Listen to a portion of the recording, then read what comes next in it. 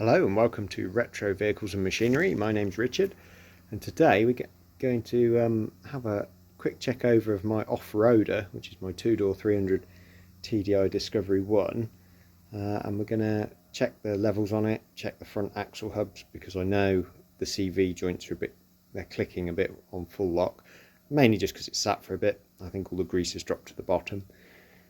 Give it a quick once over and then hopefully take it up to a four-wheel drive course to test it out. So I've had this Land Rover for about 10 years. I think it was 2013 when I bought it. It already had a couple of off-roader parts on it. As I do a bit of four-wheel drive tuition, I wanted to build myself up a truck that I could hire out with me as an instructor and also take to have a bit of fun on the pay and play days. It's got a 2-inch lift. It's got this steering guard. It's got some rock sliders on it. I've welded a new boot floor into it. It's got 265/75 Dakas on it, on some modular wheels. Got the big front bar, the off-roading bar with the LED light bars. I put the snorkel on it. It's all piped up and functioning. It being a two-door, it is fairly rare nowadays, I suppose. I also had it on the road as my road car for a bit. Yeah, it's a good old truck really. I've got a few mods to do on it. I have a brand new lift kit to go on it, and I also have some cranked arms to sort the caster out that I can put on it, and a 200 rear prop shaft conversion, which eliminates the dreaded rubber donut on there. So yeah, there's a few bits to do in the future. So I want to put a battery clamp on the battery. I have it here, it just all needs bolting in. Make sure the battery's bolted in. I think I just chucked this in, yeah, it's loose. Chucked it in just to get it running. We'll do an oil level check and a coolant check on it. Generally this has been a really good 300 TDI, I haven't had any issues with it. We did a belt and tensioners on it probably when I got it, so it's probably due again now. But that's something on the to-do list. But yeah, she's a bulletproof old girl. I've tweaked the pump a little bit, wound it open, give it a bit more fuel pressure to the injectors, so it goes okay. I'll start with tightening the battery up. So now we'll dip the oil, see what we've got in there. Battery's all on nice and tight.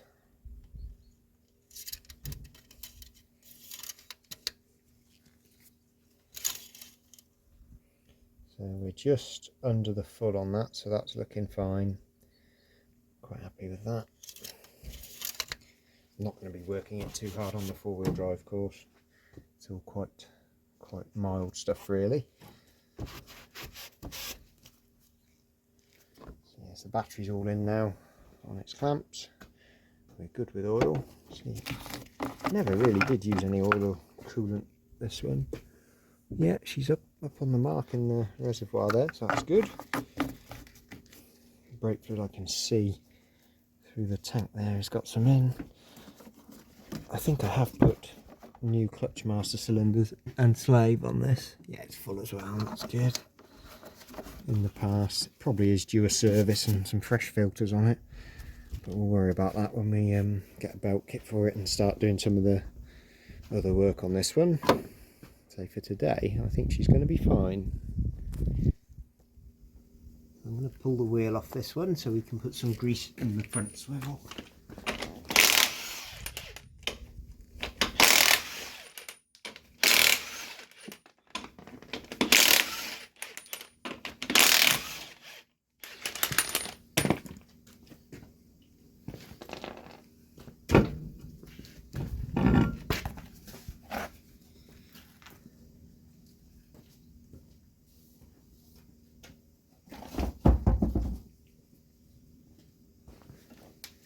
Did do discs and pads, believe it or not, and it had a good set of exchange calipers on this one.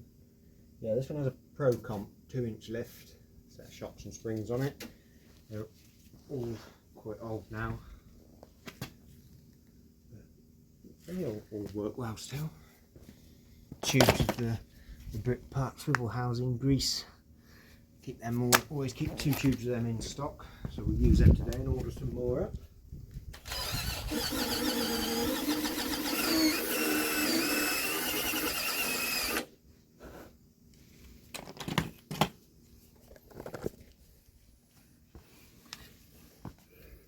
So there's the swivel plug there, the square. I think it's a 3/8 size hole on that one.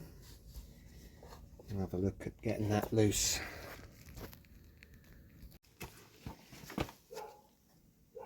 I've got the 10mm square on these discos. There she goes.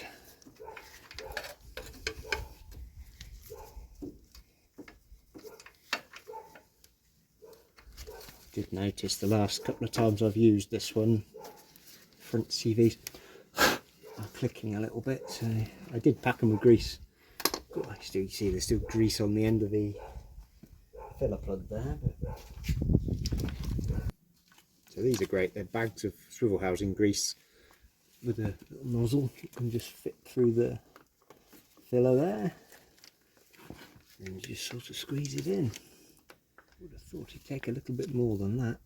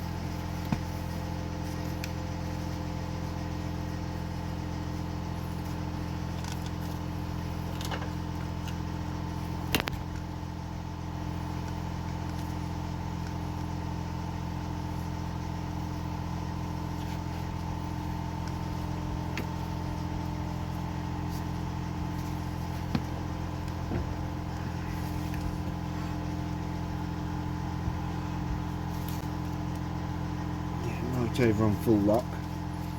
Should be able to squeeze a bit of the grease in a bit easier now.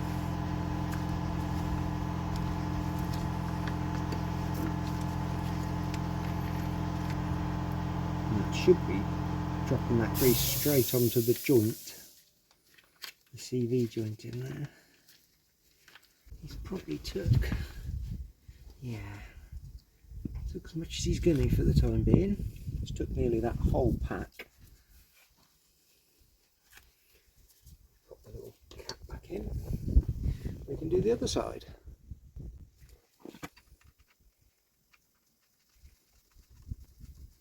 This Land Rover has been polybushed all round, and from the look of it I have put new steering joints on it at some point. And it's had braided brake hoses on it.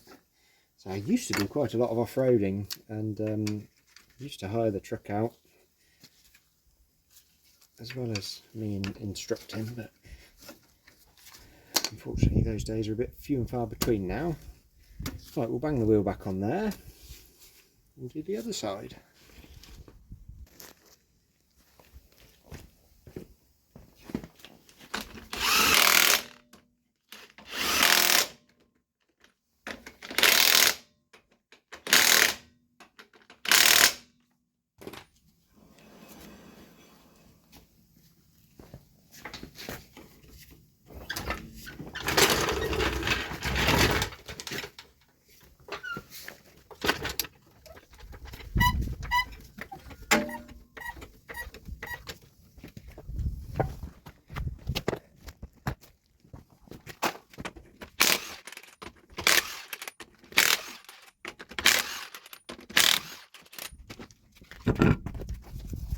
True Land Rover fashion, this side has a male plug, filler plug on the swivel there. That swivel doesn't look in the best of health, but we'll pull the plug out and bang a bit of grease in there.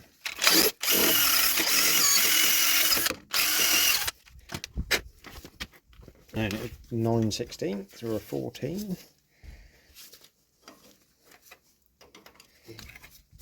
luckily I know they do come out because I do try to keep this one regularly maintained. I do a bit of off-road work with it. I can see a bit of grease in there already, which is good. And the rest of my packet from the other side I shall fit in here.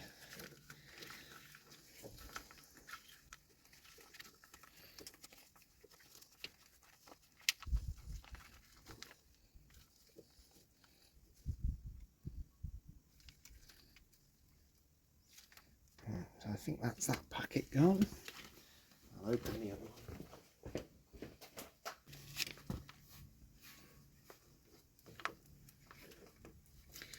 These swivels were filled with oil from factory, but I think the oil over time used to just seep out past the rear seal, especially if the swivel picks up a bit of rust on it or a bit of damage.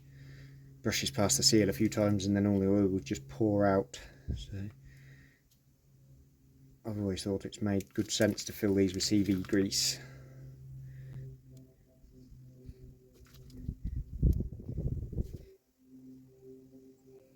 And this side was a bit low.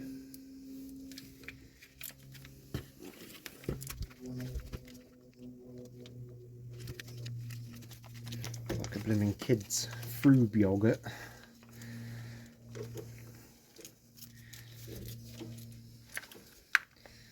Maybe not as tasty.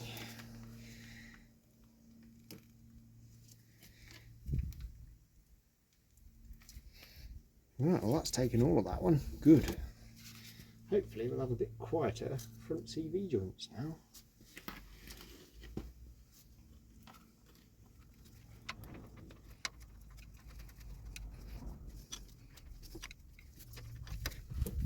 That's good.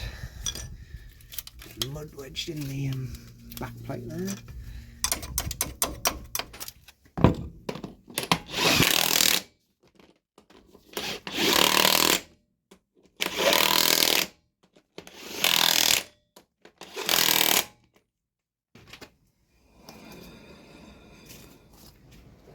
Good.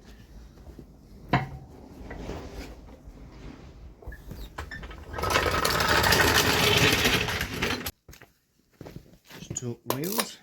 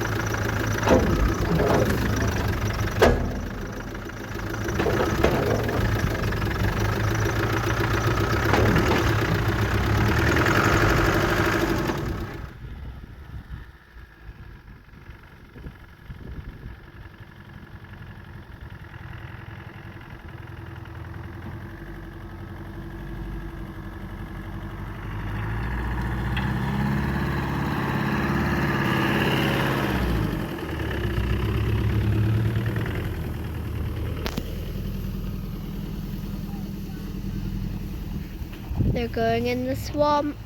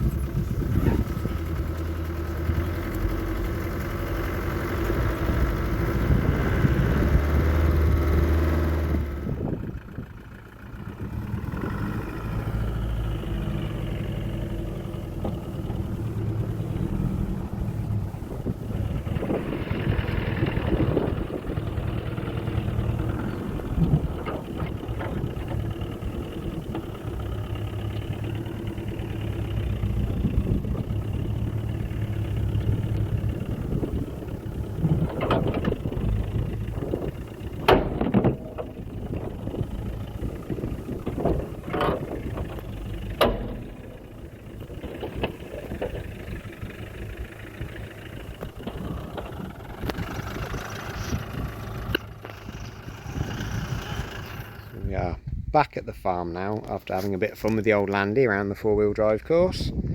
It's not without an incident. We have broken a rear shocker.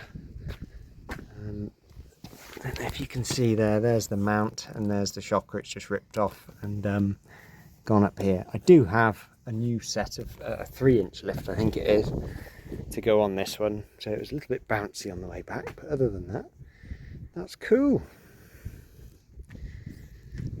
So a bit of fun with an old Land Rover, what more do you want?